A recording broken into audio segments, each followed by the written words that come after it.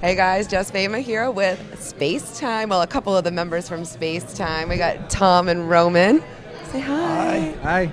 Hey. So guys, you're at NAMM. Yeah. How's it going so far? I'm having a great time. He just got here. Been here a whole 10 minutes, so I don't know yet. Well, you had parking for like 3 hours. Pretty much, yeah. About 5 miles down the road just to get here. So. Yeah. But it's worth it, I promise. Yeah, okay. Yeah. Can I go now? He's not a NAMM guy. I am. Gotcha. All right, so you're a NAMM guy. I'm a lifer. So what's your not to miss thing at NAMM? You cannot miss it. Schecter, And why? because they're the greatest guitars in the world.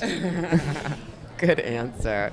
All right, so tell me a little bit about Spacetime. I got to hear Kerosene, which I love, by the way. Cool, thank you. You have a really great voice. Thank you. It's very melodic and so easy to listen to. I really enjoy it. Appreciate that. Yeah. Not my voice. I know, but I figured you were going to be like, yeah, Roman, you're the best. He's like, how's the guitar playing? Yeah. The guitar is good too, Schechter. Yeah.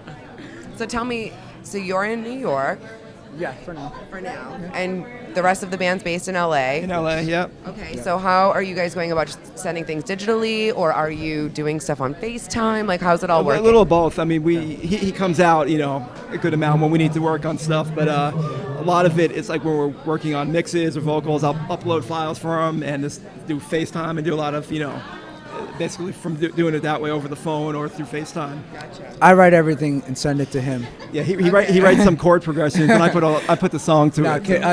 in reality, I write instrumental stuff. I send it to him. He finishes vocals, and then we just go back and forth from there. Gotcha.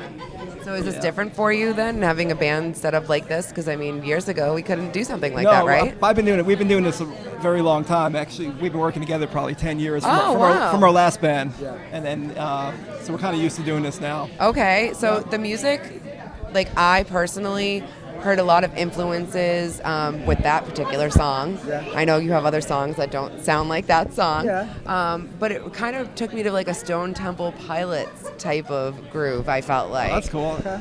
I mean, what would you guys compare yourself to?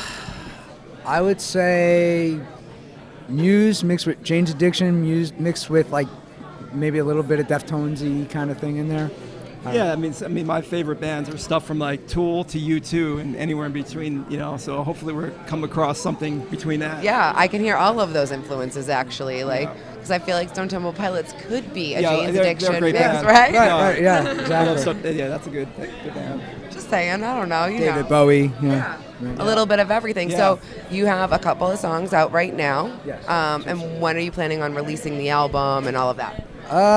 That's up in the air. We're trying to figure out this new way the music business Yeah. goes. Yeah. 'Cause years ago, our last band we were on Geffen Records with a whole different world. But back then when we got signed, and now we're like trying to figure out what the new approach is. So. Do you find that most of it, because of the technology and how it's changed, like really the numbers matter on Facebook and social media and things like that? Probably more than they should, but yeah, I think they do. He's trying to convince me. Although I don't like to go online onto those sites too much, and you have to. And I'm have to, yeah. Really? Do I have to? You do, and like it stinks. It's part of the job now Yeah. as a musician. It You takes can't so be much lazy. time. Yeah. It takes so much time at it. Yeah. I mean, just for myself and included, I feel like I'm on that stuff way too much. I don't want to be on it that much, but you have to be doing that to be, I guess, any type of. Doesn't really matter if you're good anymore. Yeah. It matters what is going on with that, unfortunately, right? Probably, yeah. Yeah. But you guys have an endorsement already. You're already ahead of the game, right? So the big plan is to get things out and then start touring, I'm assuming? Hopefully. As soon as we can, Yeah, hopefully. Figure out how to do that with the expense behind it and all that. Right. So, it's, like I said, it's a whole new world out there, and we're trying to figure out how to approach what the next step is. What are some different avenues that you guys are doing to go the extra mile to get that figured out for yourself, I guess? Right now, we have a lot of people trying to help us out and try to figure it out because, like I said, everything just takes so much time. Yeah. Like it's not like it. I think in the past where you could it was more like go out and meet people and just kind of put yourself in people's faces. It was a lot easier than now where you're it's on a much broader scale. The internet is worldwide. Yeah. So to make yourself stand out on the internet is so much harder than to do it on a local level and build kind of grassroots from there. But I still think know? that applies a lot. Getting out there and doing shows, and if people like what you're doing and get excited about it, it will just transcend to whatever, to the internet. It'll start from that. You know what I mean? Right, so I still think there's a lot for getting out there and playing shows and people will get excited if they like what you're doing. Yeah, I think a lot of it too is like really your organic reach as far as things go, because there's a lot of times that what people are paying, right? Well, that paid stuff is total BS. I actually. They just had like a promo where you go, you buy ad time. So I bought it, and I was very specific about targeting. I'm like, let me try this thing, and it was everything that I selected.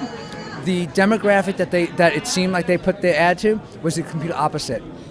So is that on Facebook? Yeah, on Facebook. Yeah. I've actually heard that with a lot of people that, and now everything's an ad, right? Yeah. Like, I mean, yep. Come on, we just can't go on and put our stuff on anymore. Life is an ad. Life is an ad, right? We need to walk out of it. Yeah. Well, hopefully not walk out of life. That's. Oh, I meant the ad situation. I meant not life. Stick with life.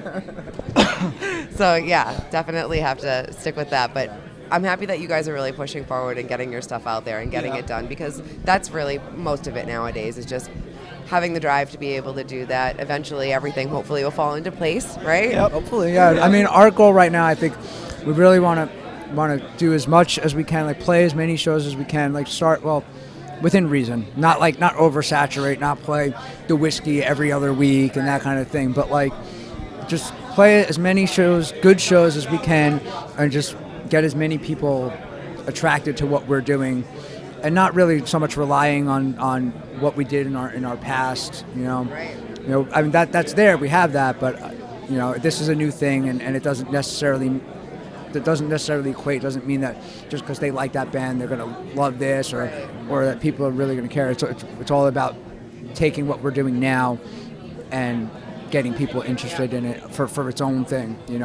Trying to hit a whole different market. I totally agree with you too. And a lot of people, when they've been doing this a while, they don't want to change. They want to stick with what was the exact same thing that they did it last time. Here was the A, B, and C of what I did last time, but realistically, like we just talked about, that won't work anymore. You have to change it up. So it's a good thing that you guys are thinking outside of the box to kind of get your stuff done.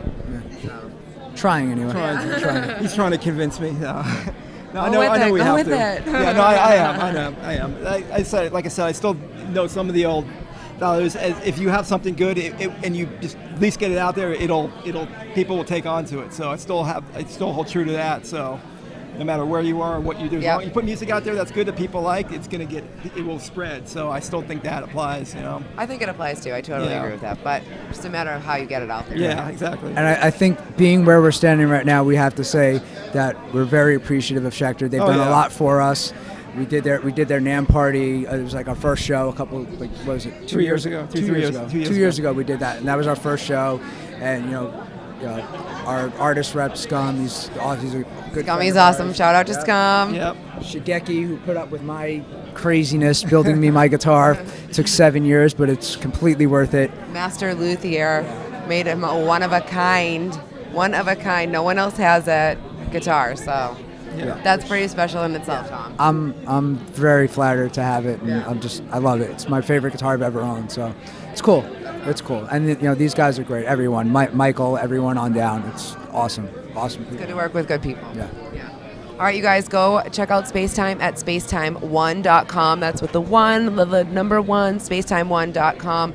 Facebook, Twitter, Instagram. You guys are all over it. It's at Spacetime Band, right? Spacetime Band is most of the social media. Yeah, I think. Yeah, pretty. That's what I saw when I think so. I think most of it's Spacetime. Yeah, it is. And they just dropped their single Kerosene, so make sure that you guys check that out too. For me, just Fama. This has been Almost Fama. Thanks, guys. Please hang up and try again.